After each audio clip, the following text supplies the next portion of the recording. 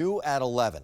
For the first time in the controversy surrounding high school football playoffs and Hayfield Secondary School, we're hearing from their head football coach.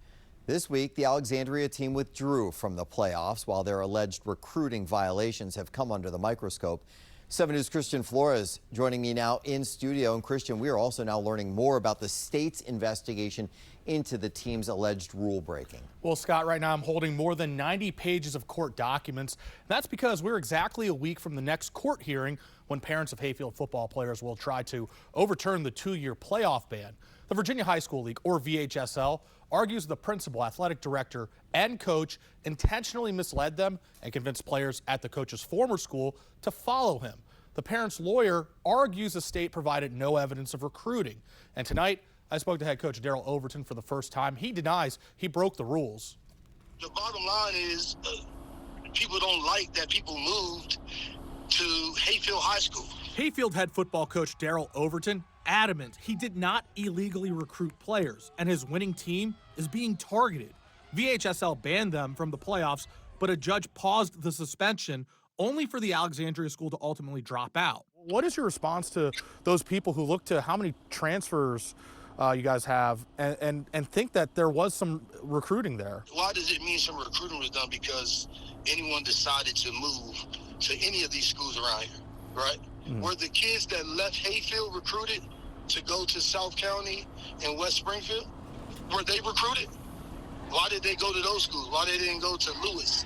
Why they didn't go to Edison, the school that's 5 minutes away? The big question is whether Overton recruited the 14 players from Freedom Woodbridge who followed him to Hayfield. We didn't play with any ineligible players. Every player was cleared by the VHSL, every single player. Court documents reveal VHSL could not verify some addresses. However, the lawyer for Hayfield's parents say VHSL did approve all of the transfers, did not provide concrete evidence revealing recruiting, and Fairfax County Public Schools verified all transfers. However, the VHSL came to this, there's no evidence of anybody recruiting. That's just something that everybody's saying. They don't mention me recruiting anybody. Not one person.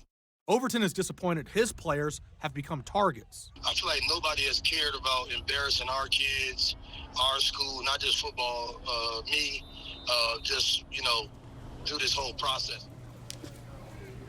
Now, I asked if the superintendent was available for an interview the past 2 nights to get a number of my questions answered, but was told she's out of town. I will follow up again on Monday. But Scott, these court documents suggest this story is nowhere close to being over. And we know you will stay on top of it. Thank you, Christian. As 7 News was digging through those court documents, it was revealed that Freedom Woodbridge had to cut its football season short because it didn't have enough players. As Christian mentioned, more than a dozen students transferred to Hayfield when Coach Overton left Freedom Woodbridge. The document also revealed that even more players transferred to other schools in Prince William County. And just yesterday, we reported that Hayfield's athletic director, Monty Fritz, is resigning effective Monday.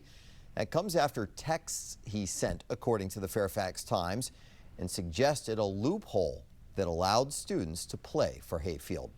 You can find all of our coverage on the Hayfield fallout on our 7 News YouTube channel. We've had team coverage with our sports reporters looking at the impact on the playoff schedule and the players themselves. We'll, of course, continue to keep you updated on this developing story.